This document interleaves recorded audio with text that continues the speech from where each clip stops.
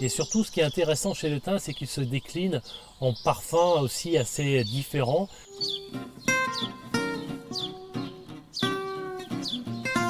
Le thym, c'est une petite plante vivace, méditerranéenne. Elle rentre dans la composition de plein de plats, toutes sortes de grillades, très nombreuses viandes, légumes verts, les courgettes, les aubergines. Et surtout, ce qui est intéressant chez le thym, c'est qu'il se décline en parfums aussi assez différents. On est devant un thym citron qui va très bien avec les poissons, avec les salades, enfin partout où on veut ajouter une petite touche citronnée.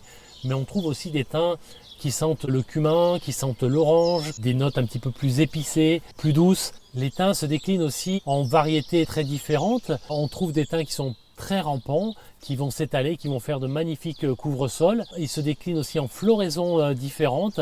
On peut avoir des floraisons blanches, des floraisons rose pâle, jusqu'au plus foncé, jusqu'à presque des floraisons rouges.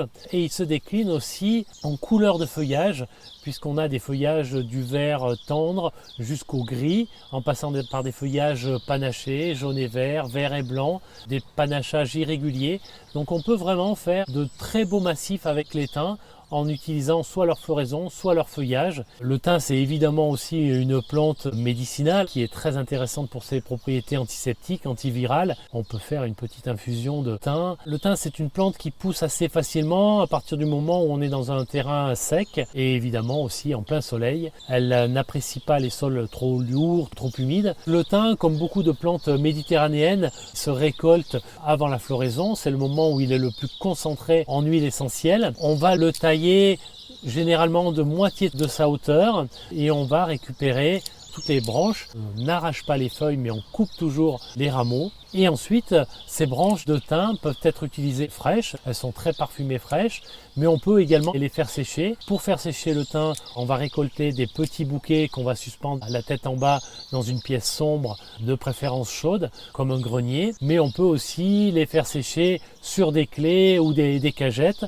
sans trop tasser et en les remuant quotidiennement pour que l'aération soit optimale. Les thym se sèchent en 3 semaines environ. Quand le thym est bien sec, on va effeuiller chaque branche en partant du haut vers le bas pour retirer toutes les feuilles. On laisse les tiges qui sont beaucoup trop dures à consommer. Et ensuite, ces petites feuilles sont stockées dans un bocal de préférence opaque et hermétique. On fait sécher les plantes généralement dans le noir. La lumière altère la couleur des plantes, pas tellement leur saveur, mais plus leur couleur. Le thym, c'est une plante persistante. Elle garde son feuillage 12 mois sur 12. Donc on peut vraiment, quand on a du thym au jardin ou sur son balcon, récolter le thym toute l'année. Les thym donnent souvent de très très belles fleurs, donc on peut laisser les plantes fleurir, mais c'est souvent intéressant après la floraison, quand les fleurs commencent à passer, de les tailler. Ça évite à la plante de s'épuiser à faire ses graines. La plante repart de façon un petit peu plus ramifiée et elle est beaucoup plus jolie ensuite.